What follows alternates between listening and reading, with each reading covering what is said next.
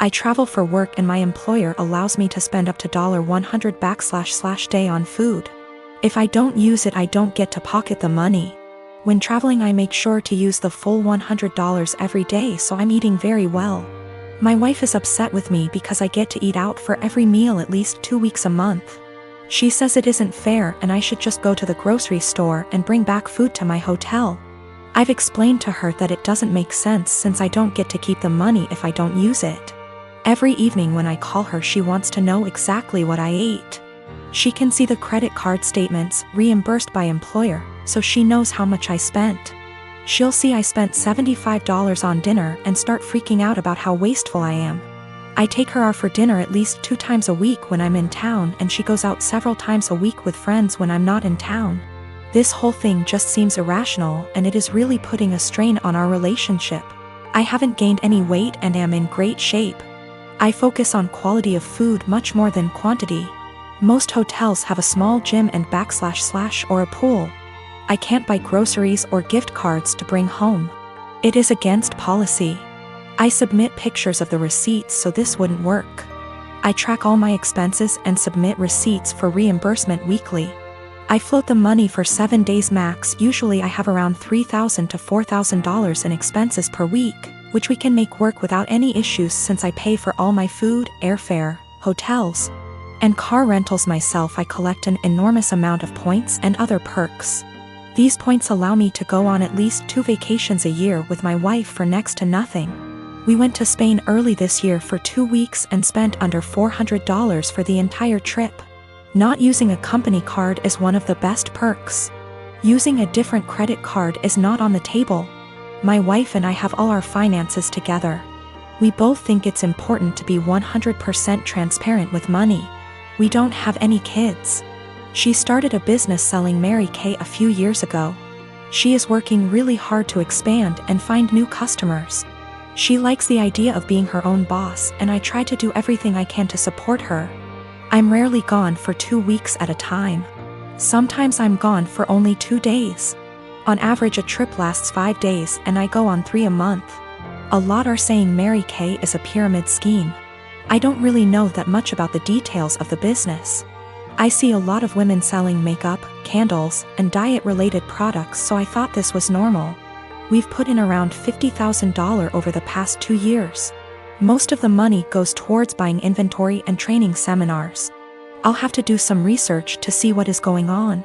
My day-to-day is anything but glamorous.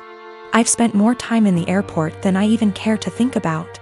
Things go wrong often on the logistical side. My work can be very stressful, but I've gotten very good at managing the workload. My boss encourages us to use the full expense amount.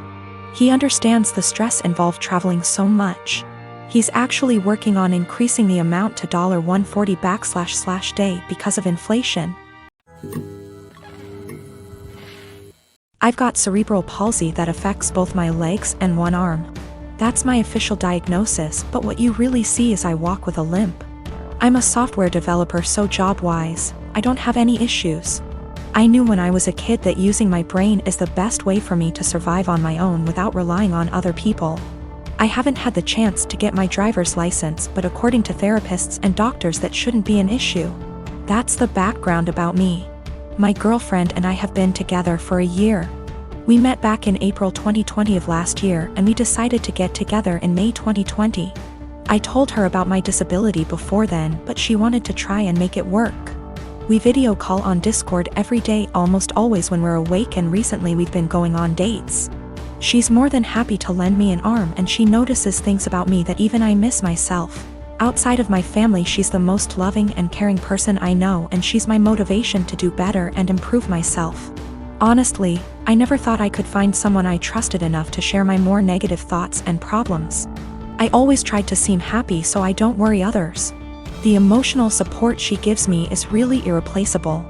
The problem is scared that, in the future, she will have to take care of me, or most of the work will fall onto her. To make matters worse, her mom has been telling her for the past few weeks to break up with me because she can find better, and she doesn't want her to have the burden of caring for me. She's also really afraid that I will get arthritis early due to my cerebral palsy, and if that happens, a lot is going to be on her. I've tried doing things like stretches and exercises to maintain and improve my muscle tone, but she is still afraid I'll get worse. I'm an introvert, I don't know a lot of people, and honestly, I don't even know the options I've got to look at. I want to prove that I can be independent and that if things do go wrong, it won't just be on her. I'm in Ontario, Canada. Are there things I can look into and do to assist with my disability, or things I can look into so if things do go wrong, I won't be a burden on her? I'm at the end of my wits. I've never really hated my disability, but I've always kept myself going by tempering my expectations and thinking, my disability is going to make it really hard to find someone, and she's the first person to make me feel like, yeah, it doesn't matter. I want to do anything to show her that I won't hold her back in the future, but I'm out of ideas. Is there anything I can do? I don't want to worry anyone I'm with these issues, but I'm at the end of my wits. I don't even know if my relationship is lost, but I don't want this to happen again, and I want to know what I can do myself so I can reassure my partner, so they know I won't hold them back in the future.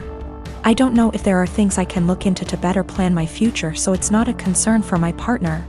The worst part is, I've always thought my disability doesn't matter. But with all of this happening, it's really hard to convince myself otherwise. So I recently got together with a guy from my hobby. He asked me out first, and I had some doubts that we'd work together as a couple because of the age difference. He's 35 and I'm 22. So, in my apartment, since it's an old house that was originally a single-family house, there isn't much soundproofing. And the floors creak when people move. I've gotten used to the sound of the guy upstairs getting up at 4 a.m. since he starts work at 5. And the sound of the girls in the apartments to either side of mine watching telenovelas till midnight, taking work calls all day and having friends over on weekend nights. I know when I play music or have friends over, some of the sound leaks through the walls. So I'd never get upset about hearing my neighbors because it goes both ways. So, when my boyfriend started coming over more often, he had complaints about the neighbors, which put me in an awkward place. He wanted to go speak to them or have me text them, and I said no. For example, one of the early times he stayed over, we went to bed around 10. He wanted me to ask my neighbor to turn down her TV. I said she didn't have it that loud and she turns it off at midnight anyway. At 4 a.m., he got very irritated with my upstairs neighbor getting up and cooking breakfast. I said that he would be done by 5 because that's when his shift starts.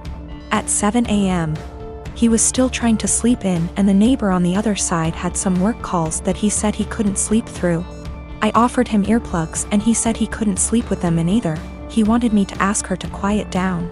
He had similar comments every time he heard someone else in the building just living their life, especially if it was when he was in bed. I got frustrated with my boyfriend and told him, you can't expect to date a hot young 22-year-old and not want to deal with a 22-year-old's living situation. I don't know if you realize, but this is a normal apartment for someone my age. Hell, my neighbors are pretty great. Nobody's throwing loud parties on work nights. Nobody's having screaming fights. Nobody's having babies. The hot young part was in sarcastic air quotes because those were his words, not mine. He got irritated and asked why I was bringing age into it. And I said it's because he can't both want someone so young and also want someone with house kinda money. And he was being so out of touch with how normal people in their 20s live. He got really irritated with me bringing age into it. And even more annoyed when I'd respond to his neighbor complaints in the future with, okay, boomer. Or tell him that if he wanted me to have a rich person apartment, he could pay for it. It's not possible for me to get to his house on my own because I don't have a car and the buses don't go that far into the suburbs. So that would mean him driving 30 minutes from his house in the suburbs to pick me up, then an extra 30 to drive me to his house. Then an hour round trip early in the morning to get me home in time for work. It's a lot easier for him to visit me in the city. I am using boomer as a joke or a figure of speech to say acting out of touch and entitled to tell other people what to do. It is a common figure of speech to say, okay, boomer, to someone who is acting entitled regardless of their actual age. It's more of a mindset thing. I googled his property records for his house and he co-owns it with a woman who shares his last name. Holy shit. I don't know if she's his wife or ex-wife or what, but I'm out of here. I'm honestly freaking out right now, but I just gotta say, great big thank you to everyone who noticed red flags and made me question that. I've blocked his number, He can have fun figuring out where I went. So I am 22 years old. I don't have much knowledge about finances and stuff as I still live at home as I'm at university. I do however pay my parents about £300 a month rent, I pay my own phone plan, buy material stuff I want or need, pay out for other services like for music or whatever, and try to put as much as I can in savings whilst still keeping enough in my main account for day-to-day purchases. Currently, I am saving up for driving lessons and hope that if I pass decently, I can use some of my savings towards getting a car. I'm in my final year of uni, so I'll be done and able to work full-time when all this happens. I also decided to get a credit card so I can learn how to manage credit wisely and build some up. My credit score is good for someone of my age and circumstance, but obviously it's nothing great in comparison for other stuff. I should point out that at most I only plan on using this card with a total adding up to £100. I've stuck to that so far and only actually used it twice, with these purchases only adding up to £80, and I paid it off quickly. I do not plan on exceeding my limit anytime soon, as I've heard far too many horror stories of people just using their credit card too much cause it was handy and getting into debt. The only people I disclose this to was my dad, as my mom has the tendency to blab to my brother and sister-in-law, both 28. She happened to overhear us talking one day, and before I knew it, my brother and sister-in-law got wind and asked me if they could use it. They both admitted they had debt spurned on by excessive credit card use and thought that since I basically had nothing owed on mine, it was free money.